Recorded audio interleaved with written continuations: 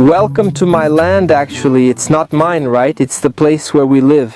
And I want to show you this environment, the amount of things we can produce, and a bit of the story behind all of this. I believe this video will interest anyone wanting to leave the city for the countryside, offering a general idea of how things work here. We'll start at the lower part and move up to the top, where it ends.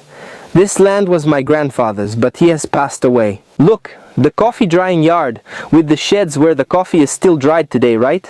In the past, all the coffee was dried here, and this was the big house. Look, the old mansion. In that wooden style, they were always built elevated so you could store things underneath. The house was a tool. This is where my grandfather raised a lot of children, really a lot. He built this house here with wood from the region itself. Just so you have an idea, back when they came here, it must have been more than 70 years ago. That's how long it's been. This was all forest, and then they managed to clear this whole area so they could plant, and they used the wood to build the house and other things. There were also other buildings, but they've already fallen down. So we're going to take a tour through all this history so we can understand what can be produced on land like this. How does it work here, for those who are wondering?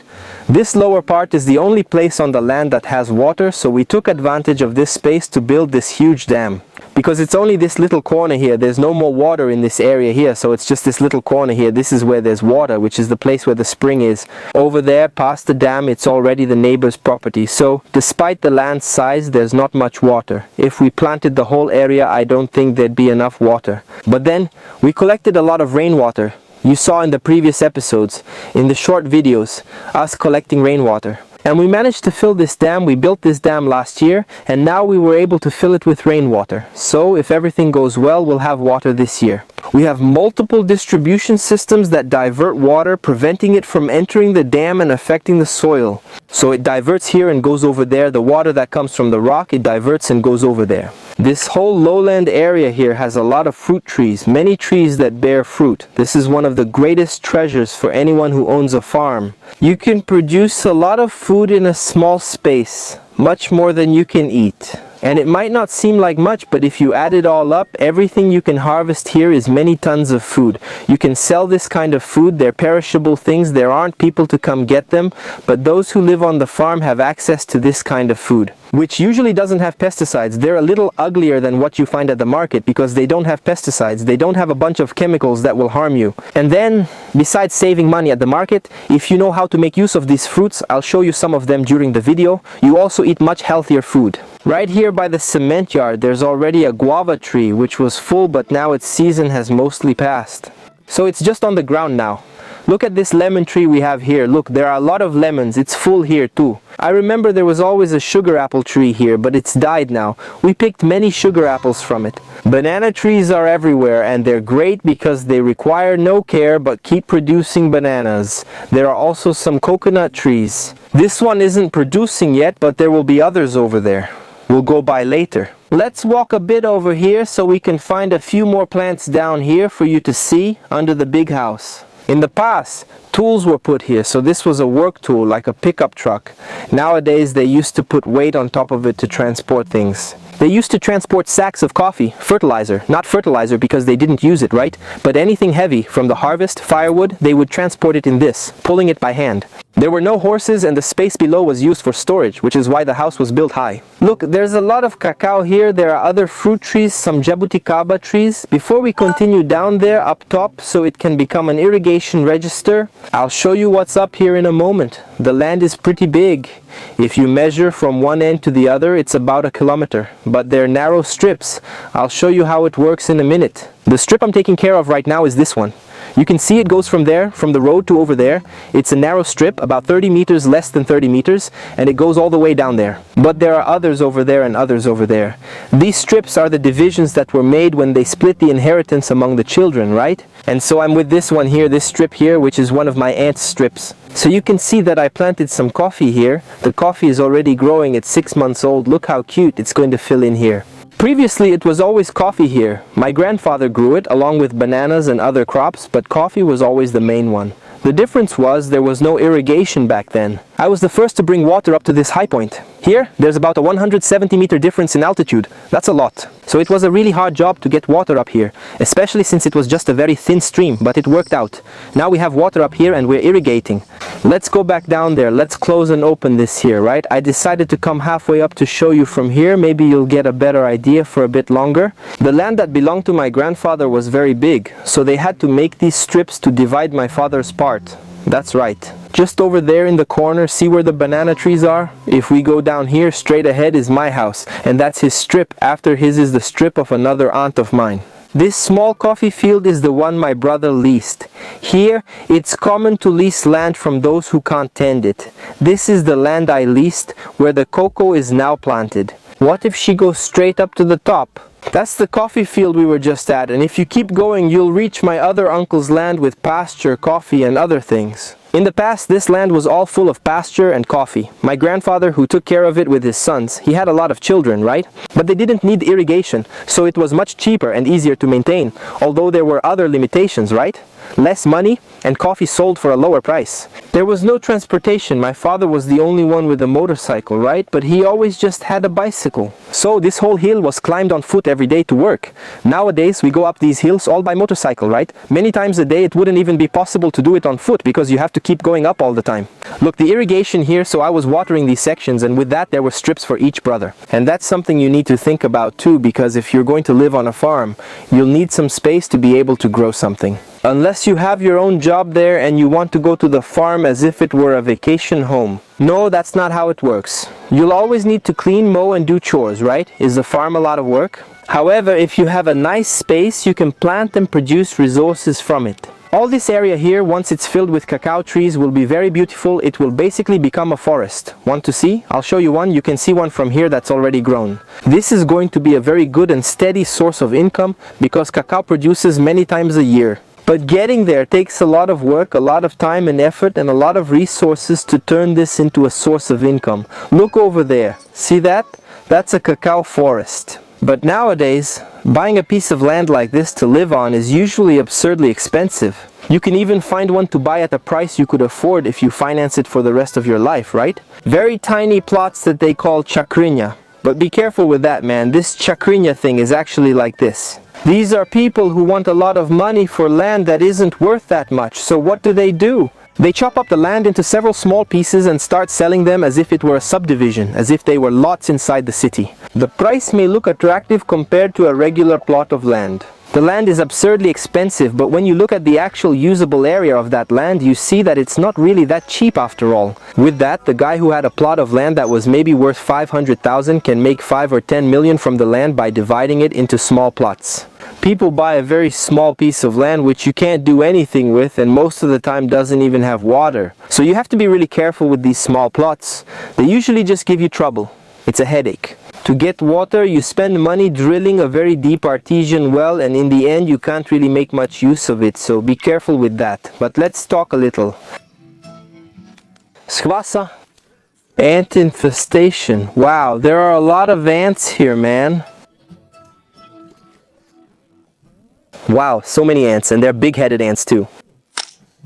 What do I do now? I think the lighting is kind of bad here, but there are ants over there. I'm not staying there, no way. Since I was a kid, I've lived in this place. Actually, we moved to this part of the land when I was 10 years old, so I worked a lot on this piece of land here. I used to come here to weed, to clear the land. I helped my dad and my grandfather too, and it was always my plan to go to college and then come back here. And when I was finishing college, I started looking into it. I realized that I really was going to come back here, because the job market is in a way that you have no idea. Those who have been employed for a long time don't know how hard it is for someone who just graduated to find a job.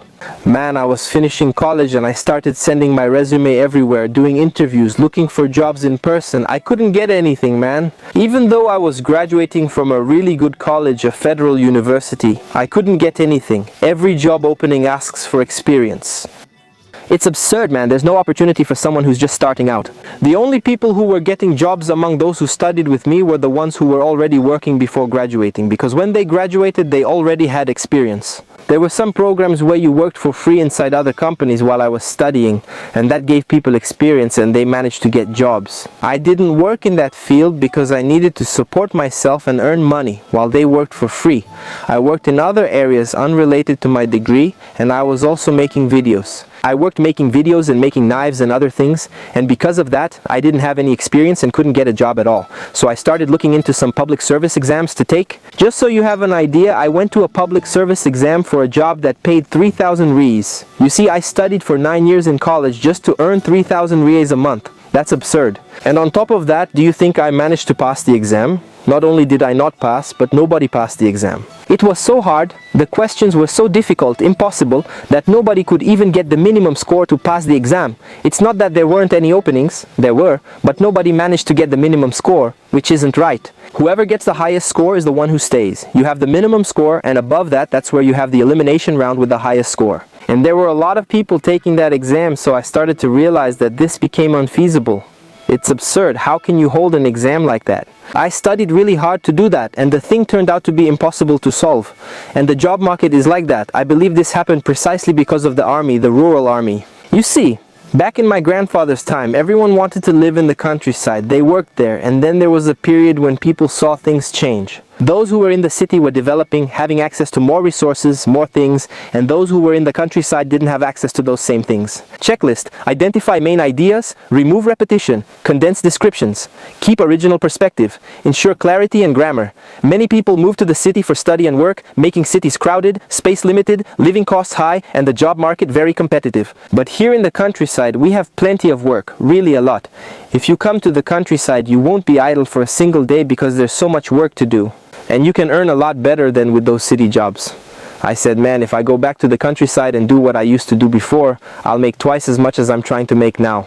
If I pass this exam, impossible. I said, no, I'm not going to stay here. No, I'm really going, but I don't really like working in the sun. So what was my plan? Move here to the countryside, cultivate this piece of land, this property, try to lease it from my aunt. It's not a very big space, so I can take care of it just in my spare time, and besides that, I make videos here for you. This way I can have a better income than with my college degree. And I can have this freedom to be here, to not have a boss annoying me, not having that anxiety about whether I'll be fired or whether I'll be promoted.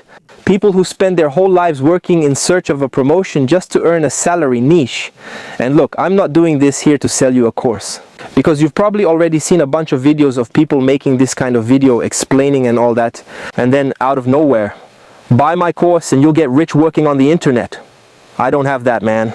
I didn't do this thing with those courses. I think that's a real ripoff, but okay, I'm not going to talk about that now. But there are a lot of people out there extorting others just to get rich, right? That doesn't fit with my principles. I don't know if one day I'll ever create a real course about something that actually adds value. But selling a course on how to sell courses is just sad. Anyway, we're here working, living our lives. And those who are in the city and want a good job opportunity can't find anything. Man, the countryside is the way. It's going back to the countryside. Your ancestors who came from the countryside.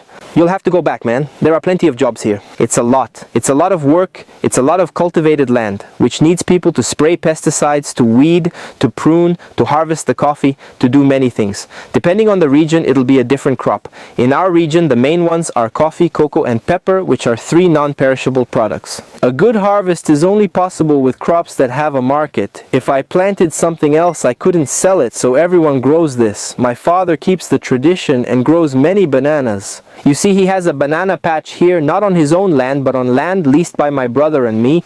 We left that space for him to plant. He also has some bananas on his own land nearby. And then he's able to sell, but he sells like this. At the market, someone comes here and sells at the market because there isn't a buyer who comes and buys directly. If I filled this field with bananas like they do elsewhere, I couldn't sell them and would lose everything. That's how it works. If you're gonna live on a farm anywhere, you need to check what works there, because not everything works. I read online that passion fruit can be profitable, but without a market for it, planting isn't worth it since you just lose money. You need to have a buyer who will come and pick up the passion fruit. You can't just go there and sell it yourself. You need to have a buyer. I even talked a bit more about this in another video, where I talked only about moving to the countryside. I'll see if I remember to leave it here in the card, but if not. you can go to my channel and you'll be able to find the video. For those who haven't seen it yet, that video turned out really well because I showed 3 pros and cons to see if it's worth it or not for you to move to the countryside, man. For me, this was really great because nowadays with the internet I can work from wherever I want.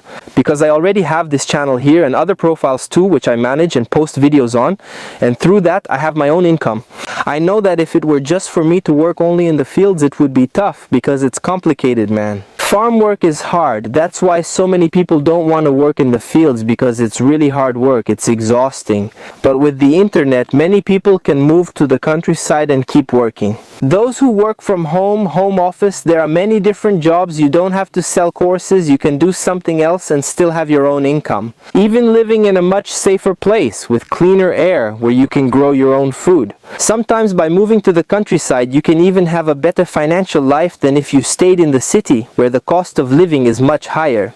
Let's take a look here now then at my father's farm. Look, that's his boundary and it goes up to here. It's small, you can see it's becoming overgrown. He planted lots of cacao and after a few years it's starting to produce. Look at this beautiful little tree. Cacao farming is a great business because once it matures it'll produce even more, right? You can work in the shade here underneath harvesting cacao and shelling it. It takes a lot less work than coffee, but it takes a long time to mature. It's really hard for it to mature. Right there where I planted, most of the seedlings I planted died. I had to plant them again. So here there were a lot of replantings, a lot of work to get to this point and start producing. You can see that a lot of little cacao plants are dying too. And now it's not the season, right? So you have flowers, maybe one or another tree will have some cacao, but it's very little. But there are times when this place produces a lot. And my intention was to plant the whole land with cacao, but I had so many losses, so many trees died that I gave up and planted a good part with coffee. Now, less than half is cacao. I hope I can get that piece because it's unbelievable how weak cacao is. If there's a wind, it damages the leaves and the tree dies. If there's a heavy rain, it gets ruined. It can't handle it like coffee can. It's very fragile, so we keep trying, right? One day it's going to work out. I'm coming over now to close the last valve and show you these roadside eucalyptus trees. Congrats. There's a row of eucalyptus trees here, which is really cool. If you're going to have a farm there and you have some space near the road, you can create shade for the road and also have a really good source of eucalyptus for you to use on your own land. If you have to buy it, everything gets really expensive. But if you have eucalyptus, you can cut the wood whenever you need it, many times. We've already cut this eucalyptus and it has grown back recently. We cut that wood by the dam, the one stuck in the ground from one of these eucalyptus trees. So, whenever we need a piece of wood that's a bit thicker, a bit sturdier, we can get it from here for free. And then it keeps growing, making use of a space where nothing else would be planted, like the edge of a slope. It's a crop you could even sell, but you'd have to plant a lot. But we don't plant it to sell, we plant it to use as a tool, another thing we don't plant to sell. Look here, okra. Okra is a really good thing, but if I want to sell it, I'd have to go door to door. It's not worth it, right? So I planted this little patch of okra here. It's really small, it's just over there, and every 2 days I come here to harvest. Actually today it's time to come and pick. Look at the little okra here. I can pick okra here without any kind of pesticide, and actually some bugs are starting to show up here. That's because I don't use pesticides, right? Look at that, much healthier than the ones from the market. I have fresh okra to eat whenever I want. I can just come here, pick it and eat it. Look how beautiful. These flowers are amazing, man. Who's going to be able to grow something like this? In the city? There's no way, right? You don't even have space to put a washing machine, let alone produce food, and here we can have a really nice production. My uncle even has a little more than we do. He has a piece here that's like a vegetable garden. Look at this lower part, so you can see he has corn here in mine. I think there's coffee down there too. There's also okra and a lot of other things like pumpkin, papaya, a lot of things planted here in the middle, even lettuce and green onions. It's like a big vegetable garden that he starts from down there and goes all the way up here. So for those who dedicate themselves, you'll be able to produce your own food, saving a lot at the market and eating healthier, which is what our grandparents, the people from the past, did to have a healthier life. It's because they didn't eat all this junk that's in the market, all these products that come in packaging. When my grandfather first arrived, they rarely bought food at the market because everything they ate was produced here. All the food, including rice, used to be planted where the dam is now. They grew rice in a small marsh there, but most was planted on other land now owned by the other brothers. Because of that, they had much purer food without a lot of stuff mixed in. Capitalism made people produce larger quantities of each food, and when that happened, it reduced the quality. Because to produce a lot of the same food, it causes diseases, and then you always need to add more pesticides in there, inside. This made our food quality decrease a lot. They put a lot of things in this food so that it gets bigger, heavier, and brings more profit. And this is necessary because otherwise the producers go bankrupt. They can't support themselves without this, and people won't buy a product if it looks scrawny or ugly.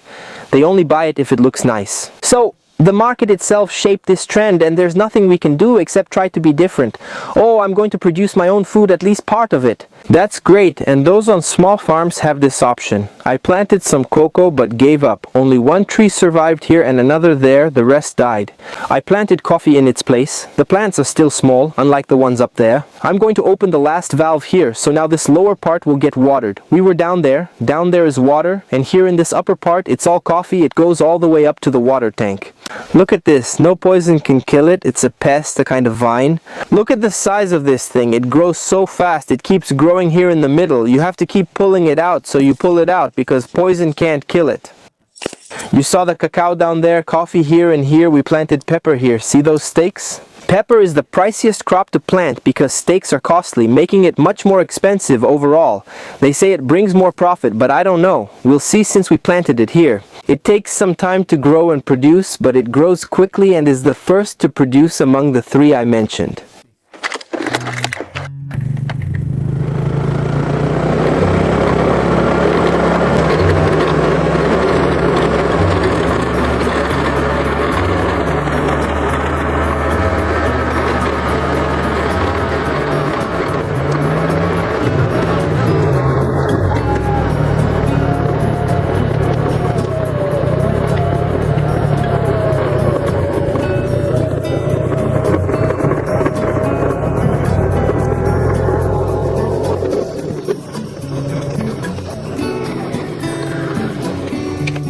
This could be a good business idea for those with limited space. I'm considering it here, since this is already the edge of my father's land. For reference, his strip runs to the woods. My brother leased this section, and I leased the area in front.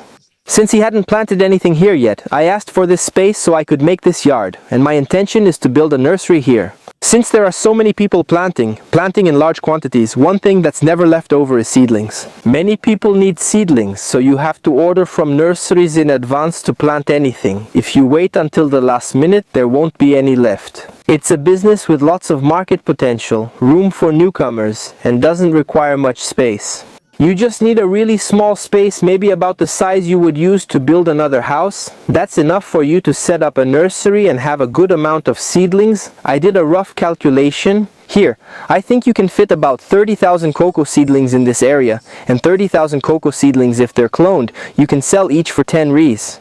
So just imagine, that's going to be 300,000 rees in revenue in 1 year. In that space right there. If you wanted to have that same gross revenue from a plantation, you would need a much bigger area, man, a much bigger one.